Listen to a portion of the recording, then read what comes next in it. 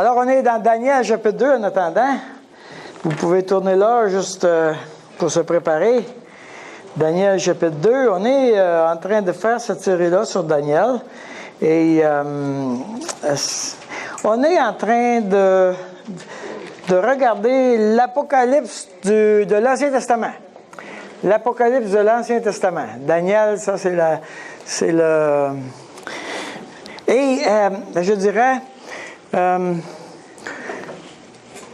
pratiquement toutes les prophéties, même du Nouveau Testament, sont très difficiles à comprendre si on ne comprend pas Daniel. Parce que, vous savez, les auteurs du Nouveau Testament, quand ils ont écrit les prophéties, ils référaient aux prophéties de l'Ancien Testament. Donc, eux autres, ils avaient déjà dans leur tête tous les livres de l'Ancien Testament. Par exemple, quand ils ont écrit l'Apocalypse, quand Jean a écrit l'Apocalypse, par exemple, il a cité 227 passages de l'Ancien Testament, des prophéties de l'Ancien Testament. Donc, il faut savoir, et quand Jésus a parlé averti les Juifs, quand l'abomination de la désolation sera parmi vous, fuyez. Qu'est-ce qu'il est en train de faire? Il était en train de parler de Daniel, du prophète Daniel. Donc, il faut savoir que c'est majeur. C'est majeur. Alors, Daniel, chapitre 2, ça va nous parler du temps des nations. OK? Et c'est Jésus qui vient nous introduire à cette idée. Ils tomberont sous le tranchant de l'épée et seront emmenés captifs parmi toutes les nations, et Jérusalem sera foulée aux pieds par les nations jusqu'à ce que le temps des nations soit accompli, jusqu'à ce que le temps des nations soit accompli. Et ce que nous avons de Jésus, il est en train de dire qu'il y a une période qui est le temps des nations. Cette période-là, on a besoin de la connaître. Nous pouvons connaître le temps des nations d'une manière très précise, et parce que, tout simplement, la Bible nous donne l'information d'une manière très précise. On n'a pas besoin de faire des devinettes, on n'a pas besoin d'avoir des interprètes méga compliqués, c'est très simple. Nous sommes en présence d'un Dieu qui est le maître du temps et des époques. La Bible nous dit dans Éphésiens chapitre 1, gardez votre doigt dans Daniel et lisez, on va lire ensemble dans Éphésiens chapitre 1. Au verset 9. Regardez comment c'est écrit. Il nous a fait connaître le mystère de sa volonté. Alors, il n'y a rien caché. Trouvez-moi un Dieu sur la terre qui a expliqué aux hommes qu'est-ce qu'il était en train de faire, qu'est-ce qu'il a fait, qu'est-ce qu'il est en train de faire et qu'est-ce qu'il fera. Trouvez-moi un Dieu qui nous a dit, qui nous a expliqué comment ça fonctionne et qu'on peut le vérifier. Hey, nous sommes là et on peut vérifier déjà qu'est-ce que Dieu a dit. Ce que Dieu a dit dans le passé et qui est déjà accompli, on peut le vérifier. On peut l'examiner, on peut le mesurer. Et là, il nous dit, il nous a fait connaître le mystère de sa volonté. Il n'y a rien caché. Et là, nous sommes en présence de quelque chose que Dieu va nous dire. Il va nous expliquer comment ça fonctionne. Et nous sommes en train d'être témoins. Vous allez voir tout à l'heure, on est en train d'être témoins de quelque chose qui est unique dans les dernières 2000 ans. Alors, nous sommes sur la fin du temps des nations. Nous sommes sur la fin du temps des nations. Là, tu vas me dire, Daniel, regarde, ça fait longtemps qu'ils nous disent qu'on est sur la fin. Là, regarde, ça fait 2000 ans qu'on finit, ça finit plus de finir. Mais on va regarder pourquoi on peut prétendre dire que c'est la fin du temps des nations. Donc, dans Daniel chapitre 2, et puis étant donné que le texte est très long, ce que je vais faire, c'est que je vais y aller morceau par morceau, puis on va l'expliquer au fur et à mesure, de manière à ce que ça soit compréhensible. On l'a divisé en 6 sections. L'explication demandée de la vision, la prière d'intercession pour la vision, la raison de la vision, l'explication de la vision et la réponse à la vision. Donc, l'explication demandée, versets 1 à 12. Versets 1 à 12. La seconde année du règne de Nebuchadnezzar, Nebuchadnezzar eut des songes. Il avait l'esprit agité, il ne pouvait dormir. Le roi fit appeler les magiciens, les astrologues, les enchanteurs et les chaldéens pour qu'ils lui disent ses songes. Ils vinrent et se présentèrent devant le roi. Le roi leur dit, « J'ai eu un songe.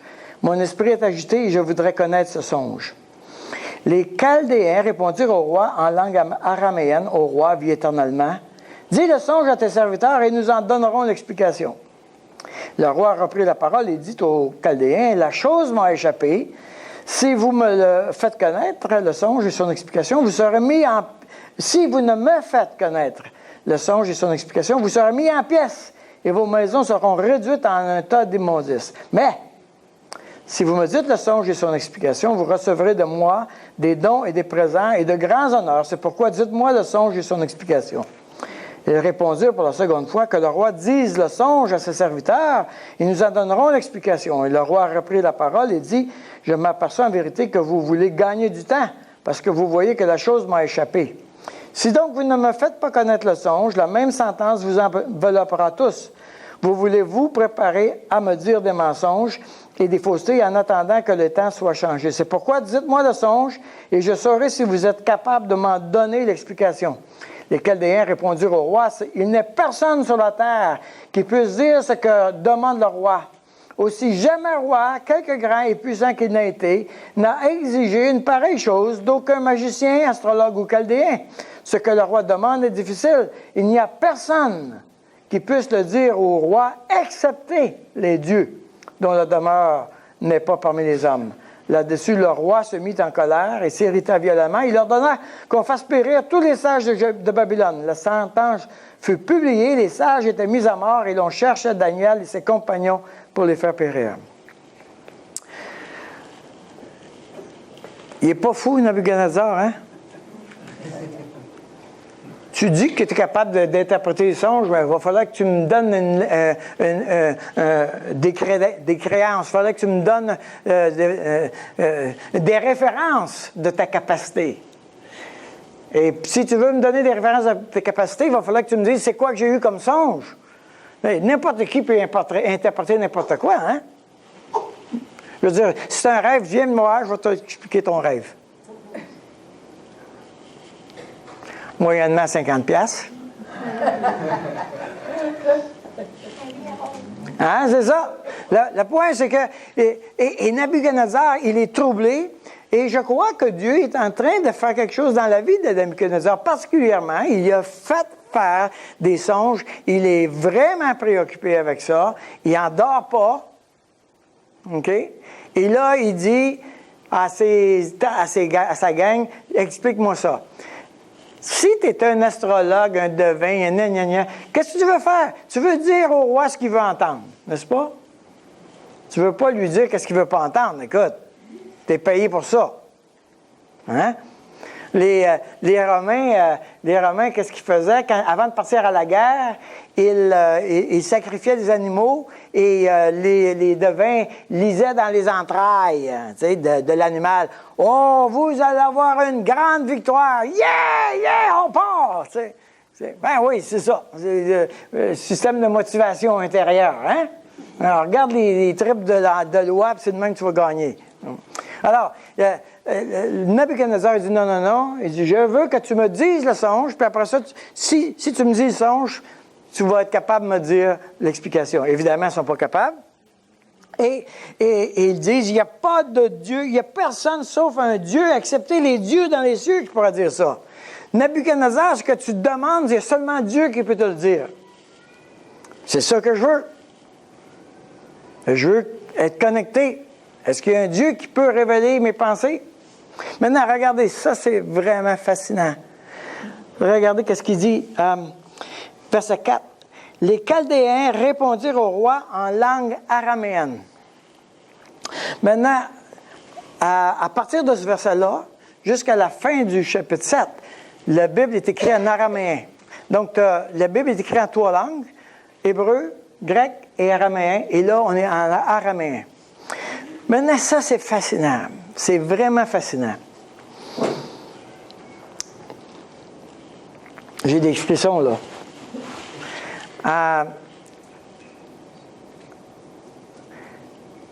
Ils sont où, les Juifs, là? sont prisonniers, sont en captivité, sont opprimés par les Babyloniens, n'est-ce pas? Yes. Les Juifs, eux autres, là, quand ils marchent, là, nous sommes le peuple de Dieu. Nous sommes le peuple des oracles de Dieu. C'est nous qui avons la loi. Les gentils comprennent rien. Les gentils, ça veut dire les païens. Hein? C'est pas un terme nécessairement positif. Les goïms. Hein? C'est ça, les goïms? Les goïms. Les goïs, il faut voir le spécialiste des sciences judaïques.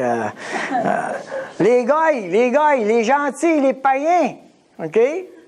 Eux autres, ils comprennent rien. Nous avons le grand Dieu, le roi des rois, le Seigneur des seigneurs, et nous avons la science. On est supérieurs. Hein? Si tu ne crois pas ça, là, va sur Internet, va chercher une prédication d'un rabbin juif. Tu vas voir. Ils n'ont pas une petite image de eux. OK? Mais là, Dieu les a déportés dans un autre pays. Et Dieu va faire connaître à des païens son intention pour son peuple. C'est gênant, ça, hein? Faut que moi qui me trouve supérieur, je vais être obligé d'écouter ces païens-là pour me dire qu'est-ce que Dieu veut. Hein? 1 Corinthiens chapitre 12. 1 Corinthiens chapitre 12. Ça, c'est fascinant. Moi, j'en reviens pas. 1 Corinthiens chapitre 12 et au verset 20. Non, je pense que je me trompe là. Attendez un petit peu là. Non, c'est pas ça. C'est 14. 14. 14 au verset 20. Regardez ce qui est écrit. Bon, commençons par dire le contexte. Paul est en train de parler aux Corinthiens, chapitre 12, 13 et 14, sur les langues. Il est en train de dire, dans l'Église, il y a un problème avec les langues et il y a les pneumatoi qui s'appellent, hein? Les Corinthiens pneumatoi. Nous autres, on est spirituels, on parle en langue. Tiens-toi! OK? Là, il était vraiment hautain. Okay? Nous autres, on peut parler en langue, on est très spirituel, etc. On est des pneumatoi. Le Saint-Esprit nous a donné une portion spéciale. On peut parler en langue. OK? Et Paul est en train de dire, là, ce que vous êtes en train de faire dans l'Église, là, ça n'a pas de bon sens. Tu parles en allemand, personne ne comprend. Ça ne donne rien de parler en allemand. Si tu parles en arabe, au moins, il va y en avoir un ou deux qui vont comprendre. Mais ici, là, si quelqu'un parlait en allemand, personne ne comprendrait. Ça sert à quoi de parler en allemand si tu n'édifies personne? N'est-ce pas? Maintenant, la raison pourquoi Dieu a donné aux païens l'occasion de parler dans une autre langue que la leur pour parler aux Juifs, c'était que Dieu est en train de dire, je pose un jugement sur vous, vous ne m'avez pas voulu, je vais parler à travers les païens pour vous enseigner. Regardez verset 20. Frères, ne soyez pas des enfants sous le rapport du jugement, mais pour la méchanceté, soyez enfants, et à la garde du jugement, soyez des hommes faits. Il est écrit dans la loi, c'est par des hommes d'une autre langue et par des lèvres d'étrangers que je parlerai à ce peuple, et ils ne m'écouteront même pas, ainsi dit le Seigneur. Ainsi, les langues sont un signe non pour les croyants, mais pour les non-croyants, la prophétie au contraire est un signe non pour les non-croyants, mais pour les croyants. Alors, qu'est-ce qu'il est en train de dire ici? Mon peuple, le peuple de Dieu, qui est supposé de communiquer l'Évangile aux nations, maintenant, ils sont sous mon jugement, et c'est les nations qui auront le message qu'ils vont donner à mon peuple. C'est gênant, ça. Hein? Si tu es un... Regarde bien. Mettons que tu es un docteur, tu as un doctorat en histoire. OK? Tu es vraiment calé, tu es la balle, tu es champion toute catégorie, OK? Et puis là, tu commences à enseigner à premier niveau, premier cycle à des étudiants, des jeunes qui n'ont même pas le nombril sec. Et puis, qu'est-ce qu'ils font? Il y a un jeune qui se lève et dit, Monsieur le professeur, voici comment ça s'est passé. C'est gênant, ça? Hein? C'est gênant, ça? Voilà qu'un novice, un nowhere, un nobody, quelqu'un qui ne connaît rien à l'histoire, enseigne le professeur la sommité mondiale qu'il s'est trompé et voici comment ça fonctionne. C'est gênant, ça? Alors Dieu, il dit, moi, je vais prendre des païens, des gentils, qui ont le vie tout croche, leurs affaires, c'est épouvantable, puis je vais leur dire, je vais vous dire à vous, je vais vous parler à vous. C'est quelque chose, hein? Là, je ne sais pas si vous me comprenez ou si je regarde vos yeux, vous êtes plein d'interrogations. Fait que je ne sais pas si je parle en langue ou si j'ai fait le point, là. En tout cas, je suis tout seul à être excité de même, là? On parle très bien. Ah oui? Moi, je suis pas. OK. Parce que moi, je veux pas triper tout seul, là. Moi, je suis en train de triper au bout, là.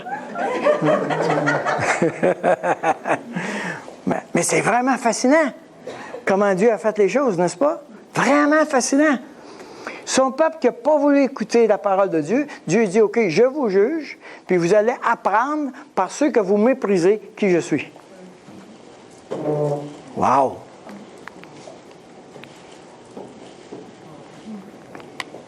C'est un peu comme si tu annonces l'Évangile autour de toi, puis il y a quelqu'un qui ne connaît rien de la Bible, puis qui dit, non, ça, je pense que c'est pas correct ton affaire. C'est gênant. Puis il a raison, en plus. Puis ça arrive souvent, ça, en passant. Parce qu'on n'a pas toujours une conduite correcte, n'est-ce pas? Mais les païens, ils savent très bien qu'est-ce qu'il faut faire. Ils ne font pas, mais ils peuvent me le dire quoi faire, par exemple. Hein? Alors il tombe en araméen. Wow! Et là, maintenant, Dieu va parler et il va se révéler à des purs inconvertis et il va leur dire l'histoire d'Israël, comment elle va se dérouler. Wow! C'est quelque chose, là. Alors,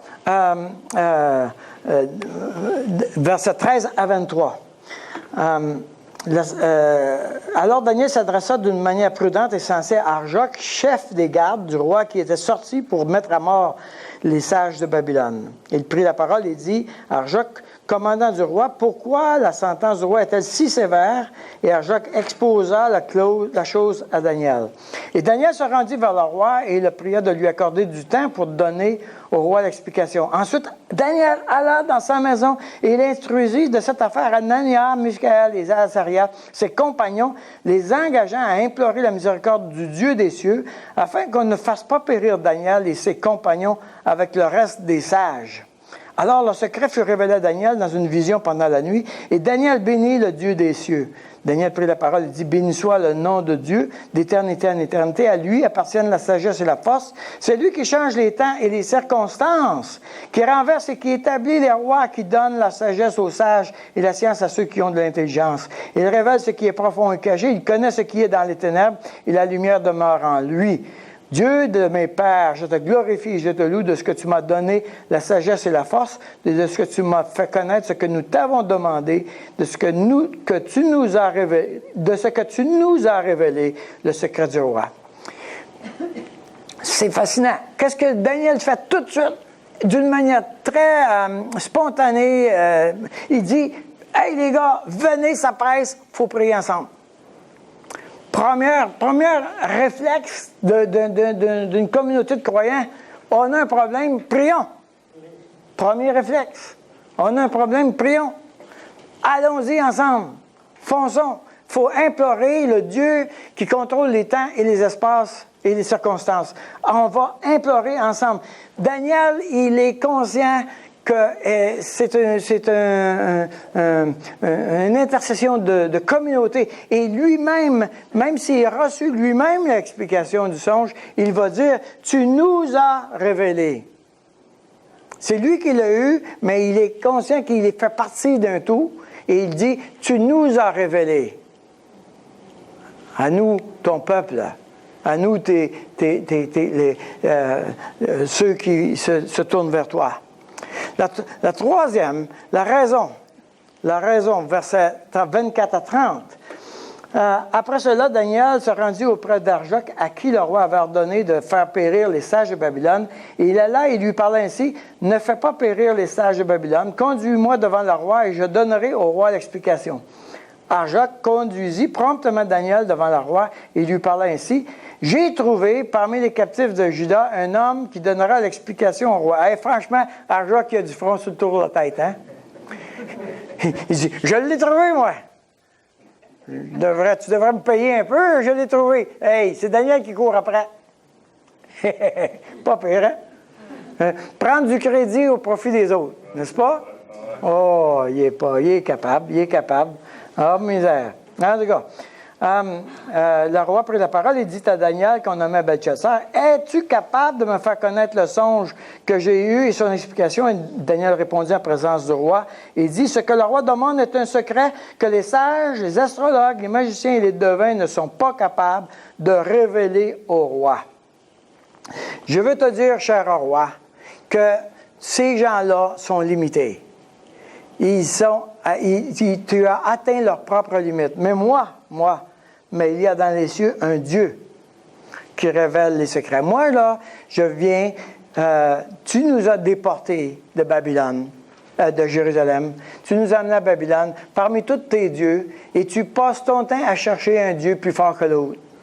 Mais là, moi, je te dis que le Dieu des Juifs, le Dieu des cieux, c'est celui-là qui est le roi des rois et le Seigneur des seigneurs. C'est celui-là que je te parle.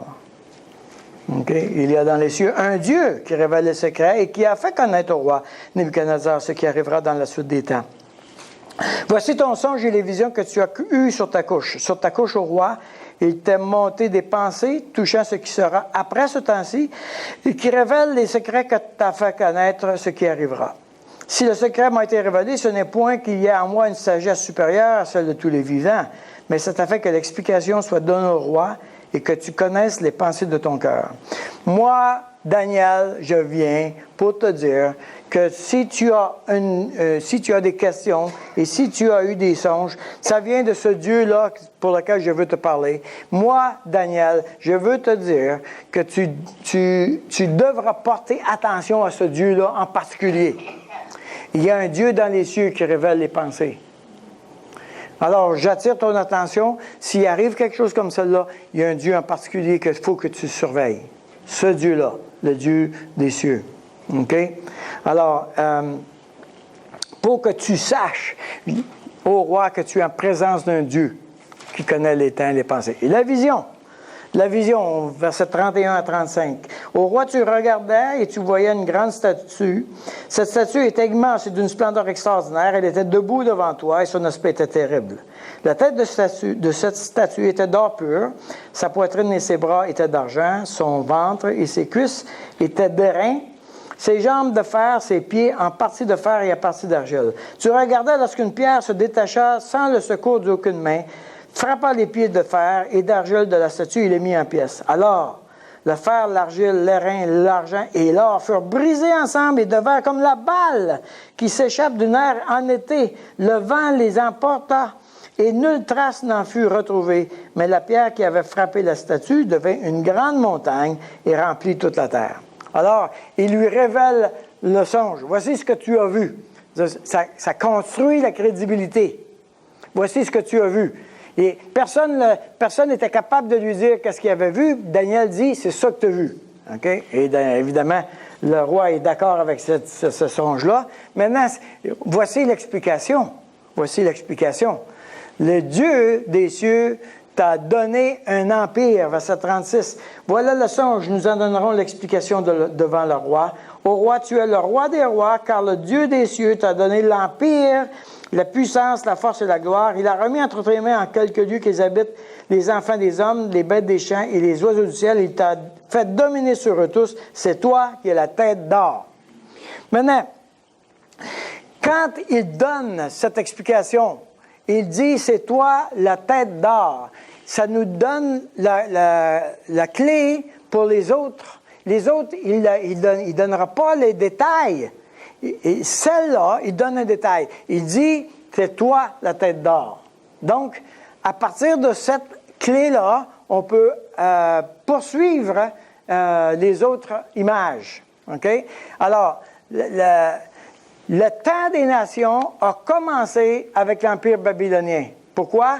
Parce que Israël était pour la première fois avec Babylone, a été dominé par Babylone, par un empire étranger. Okay? C'est la première fois que ça arrivait. Donc, le temps des nations commence avec la domination de nations païennes sur Jérusalem. OK? Ce temps des nations va durer aussi longtemps que les païens vont dominer Jérusalem. OK? Quand les païens vont cesser de dominer Jérusalem, les temps des nations terminent. Alors, on commence, l'ouverture du temps des nations, c'est l'Empire babylonien. Et Daniel dit, la tête d'or, c'est toi, Nabuchodonosor. OK? Ensuite, il continue. Il dit, ensuite, il s'élèvera un autre royaume, moindre que le tien, puis un troisième royaume qui sera d'airain et qui dominera sur toute la terre. Il y aura un quatrième royaume, fort comme du fer, de même que le fer brise et rompt tout. Il brisera et rompra tout comme le fer qui met tout en pièces. On arrête là. Alors là, il parle des autres empires. Deuxième empire, ça c'est l'empire babylonien, c'est la tête. Et ce qui est en rouge, c'est ce qui était compris dans l'empire babylonien. Le premier empire des nations qui domine Israël. Si on pèse sur, si on identifie, voyez-vous, Jérusalem est là. C'est la première fois que Jérusalem est opprimée par des nations païennes. La deuxième, c'est l'empire des Mèdes et des Perses. Les deux bras, il y a deux bras, Mèdes et Perses. Les deux bras qui sont d'argent.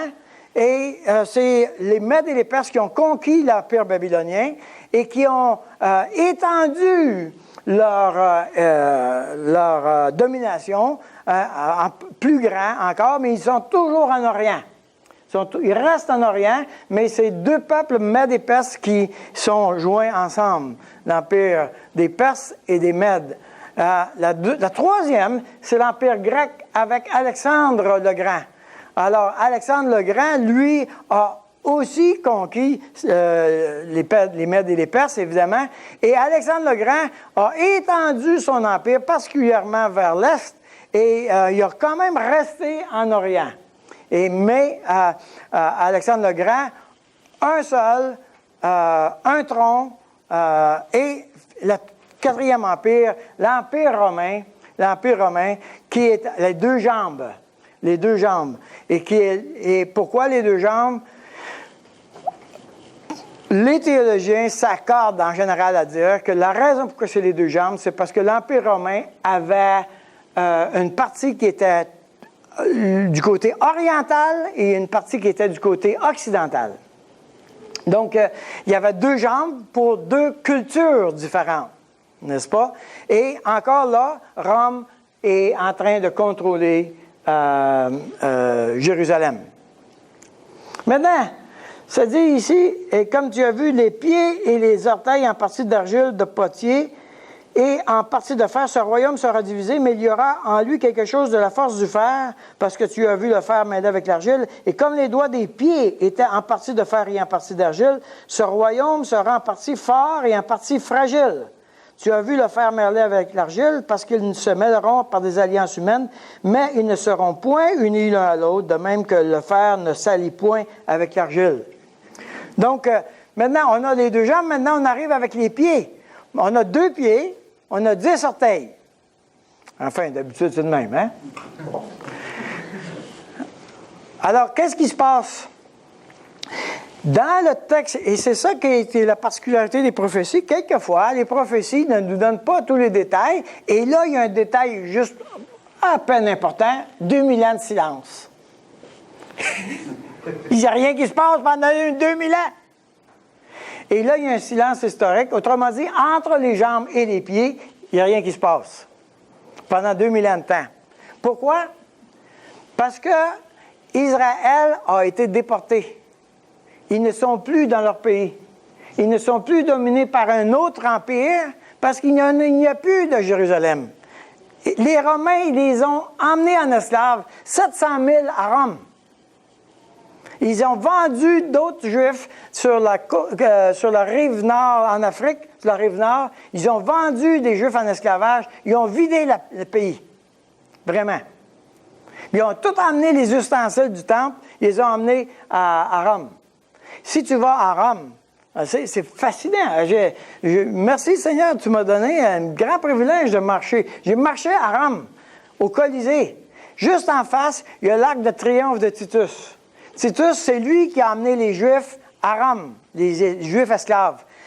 Pour célébrer sa victoire, ils ont fait un arc de triomphe. Et pour célébrer leur mainmise sur les Juifs, ils ont gravé dans la pierre le candélabre, les trésors du temple, ils ont mis dans la pierre.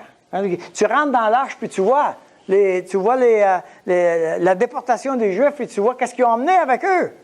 Okay? Voici, nous avons vaincu ces peuples-là, puis on les a emmenés, et tout ça. Alors, ils célèbrent. Maintenant, il n'y a plus personne à Jérusalem, le chronomètre s'arrête. Le calendrier s'arrête. Le calendrier de la prophétie s'arrête. Il y a un silence. Pourquoi? Parce qu'ils ne sont plus dans le pays. La prophétie s'intéresse à Israël. Donc, ils ne sont plus dans le pays, on arrête. Quand ils reviendront, on en reparlera. Donc, on arrête. Alors, la statue nous parle des périodes où les royaumes dominent Israël, et la prophétie est silencieuse quand Israël n'est pas dans le pays. Il faut savoir ça, parce que ça mêle toutes les affaires. Alors, quand tu lis ça, ça a l'air à rouler tout un en arrière de l'autre. Mais tout à coup, on arrive au doigt de pied, puis là, il y a un arrêt. Il y a un arrêt dans le temps.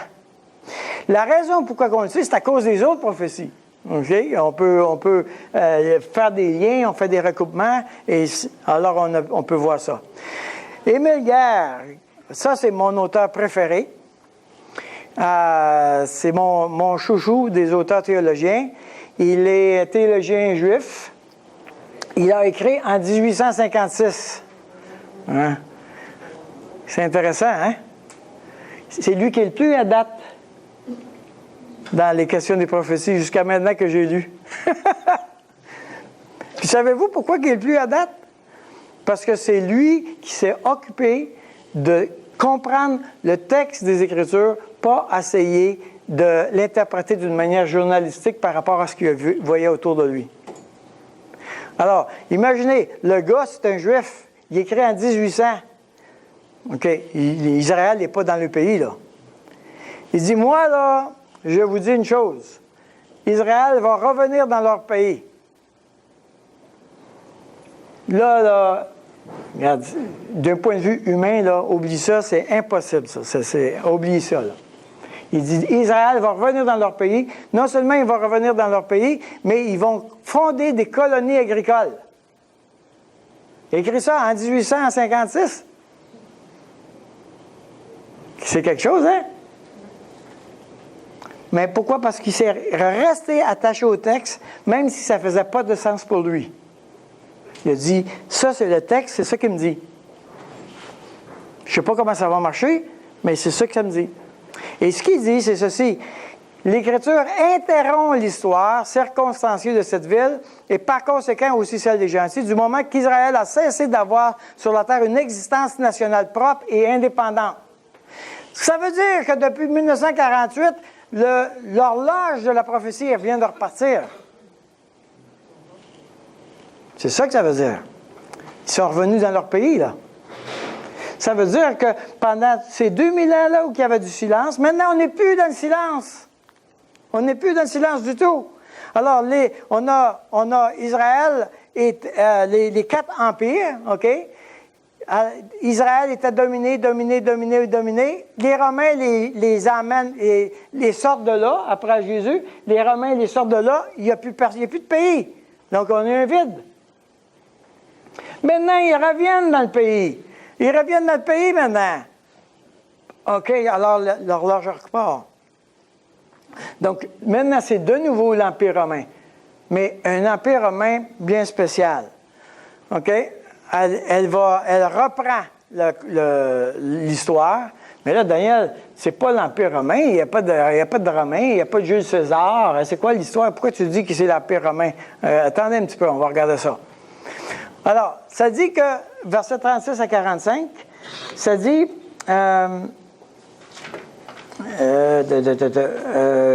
tu as vu le fer mêlé avec l'argile parce qu'ils se mêleront par des alliances humaines, mais ils ne seront point unis l'un avec l'autre, de même que le fer ne s'allie point avec l'argile. Et il est en train de dire, maintenant, il va y avoir un autre empire romain qui est formé de fer et d'argile. Bon, qu'est-ce qui se passe? L'Empire romain, si on prend du temps des Romains, il y avait l'Orient et l'Occident. C'est encore aujourd'hui pareil, c'est-à-dire que l'Occident a conservé l'ensemble de la culture gréco-romaine. Et l'Orient a conservé la culture monarchique. Alors, par exemple, les ayatollahs, les dictateurs, c'est toutes les familles d'Arabes, là, comment ils s'appellent déjà l'Arabie saoudite? Les Saoudiens, c'est toutes des monarchies. OK? L'Occident est dans la démocratie. OK? Alors, dans l'Orient, les monarchies, c'est le fer. Dans l'Occident, les démocraties, c'est l'argile. Parce que la force de la démocratie, ça dépend du vote. OK? Alors là, maintenant, ça dit qu'il va y avoir 5 doigts des pieds occidentaux qui vont faire une alliance humaine. OK? Ça dit, juste une minute. Tu as vu le fer, verset 43, mêlé avec l'argile, parce qu'ils se mêleront par des alliances humaines. Mais ils ne seront point unis l'un à l'autre, de même que le fer ne s'allie point avec l'argile.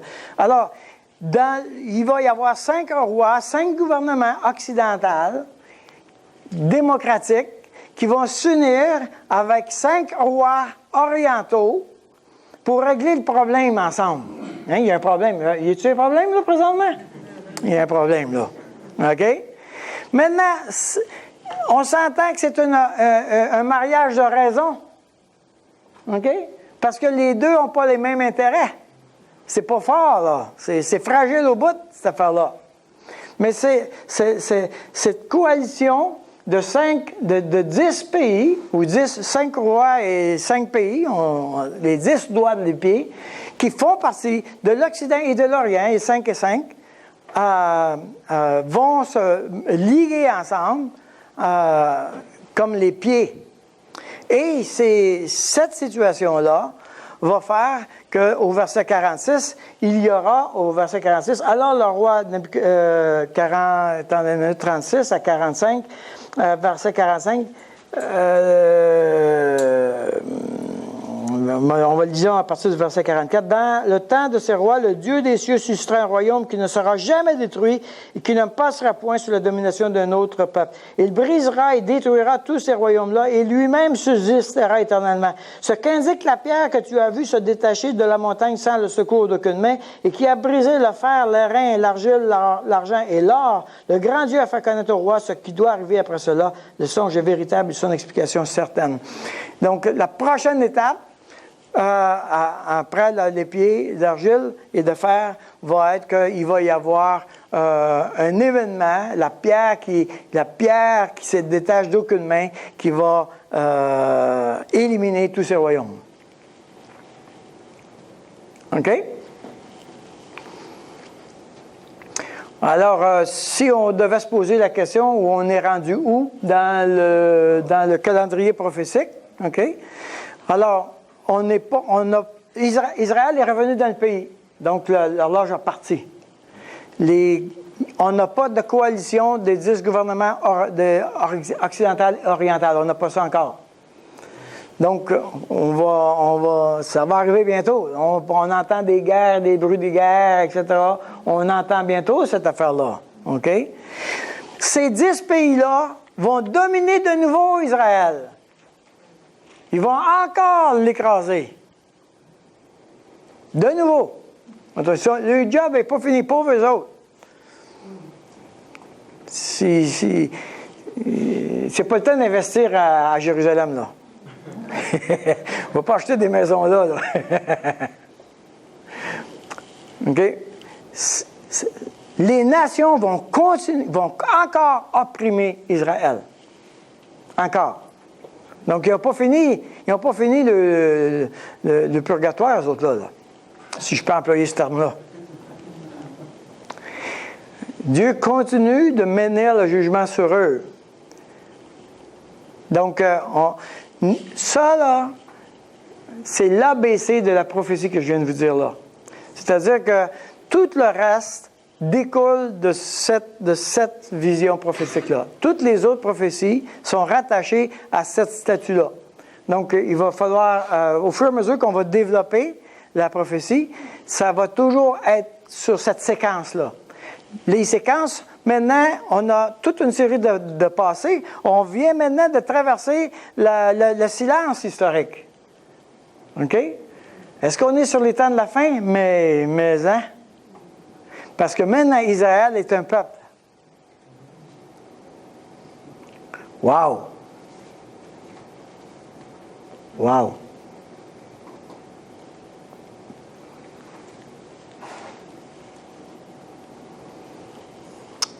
Et qu'est-ce que le roi a fait? Oh, ma gang de vous autres. C'est ça qu'il a dit? Non.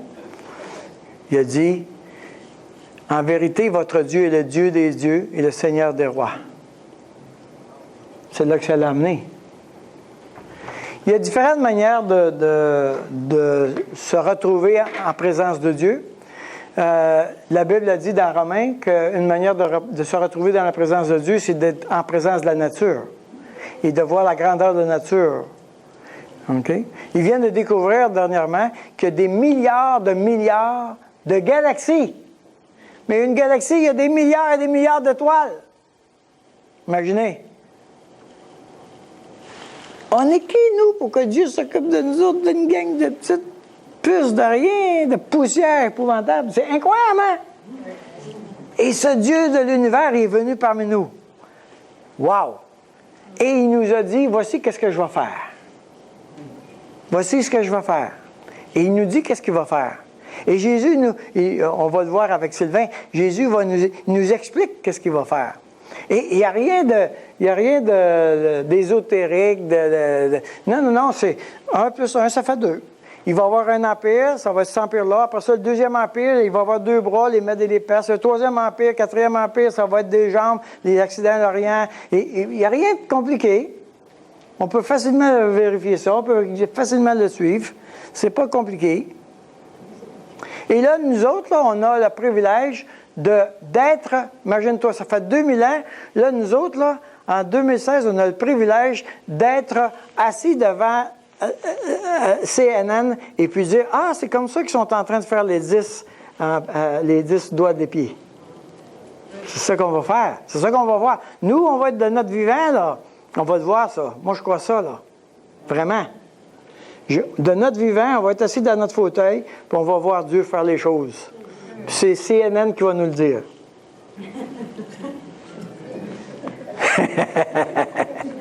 Tu peux suivre le Journal de Montréal aussi, ils vont tout te dire.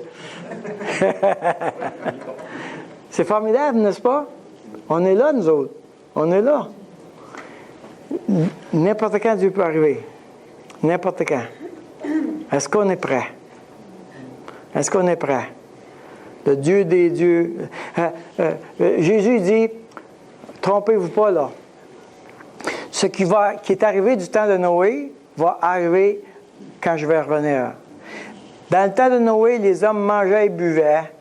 Ils s'occupaient de marier les enfants. La vie était belle. Personne ne se cassait la tête sur l'avenir. Tout à coup, il y a eu le déluge. il y avait un gars, un peu fêlé de la tête, qui était en train de construire un bateau au milieu de nulle part, qui disait « Préparez-vous ».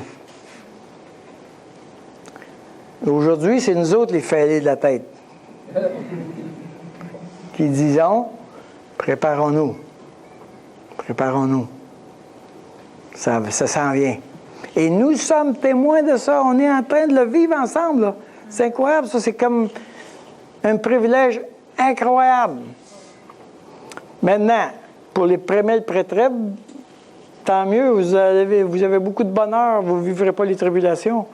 Dans mon cas, je vais en vivre un peu. Je vous rattraperai plus tard.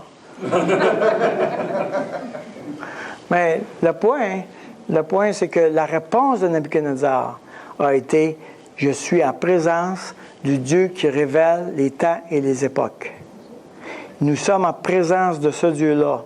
Il n'y a pas d'autre Dieu dans l'univers qui a dit ça d'une manière aussi précise. Nous sommes là, nous autres.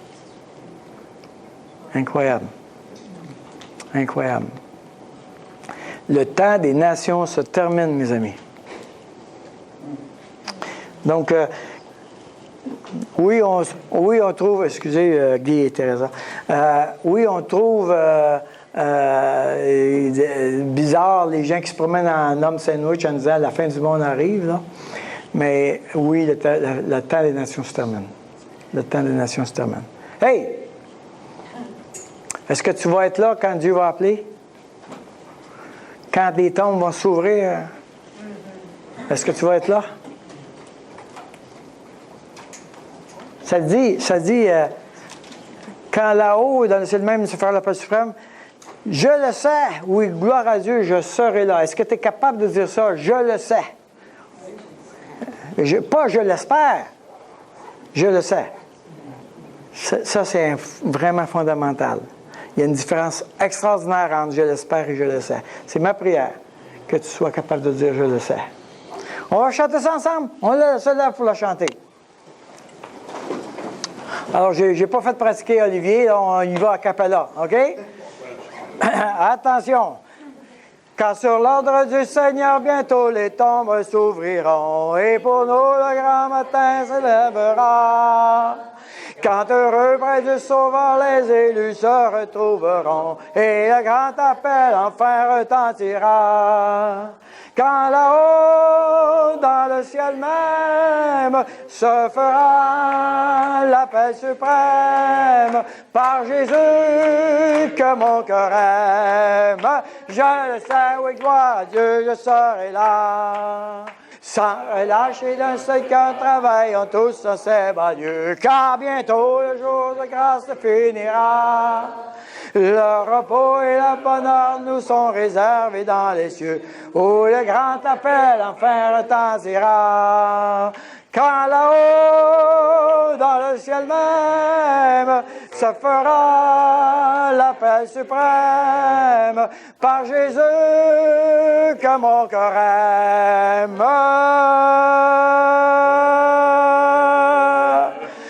Je le sais, je le sais. Tu sais-tu? Je le sais, oui, gloire à Dieu, je serai là. Amen, amen. Bonne semaine, que le Seigneur nous garde.